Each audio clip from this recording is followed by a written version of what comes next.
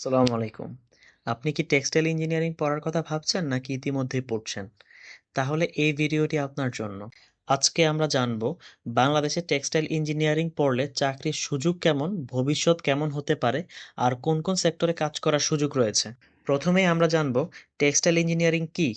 Textile engineering হলো এমন একটি প্রকৌশলী শাখা যা ফাইবার, সুতা, কাপড় এবং এইসব তৈরির প্রযুক্তি ও যন্ত্রপাতি নিয়ে কাজ করে। এটি রসায়ন, পদার্থবিজ্ঞান এবং উপাদান বিজ্ঞানের সঙ্গে প্রকৌশলের সমন্বয়ে গঠিত।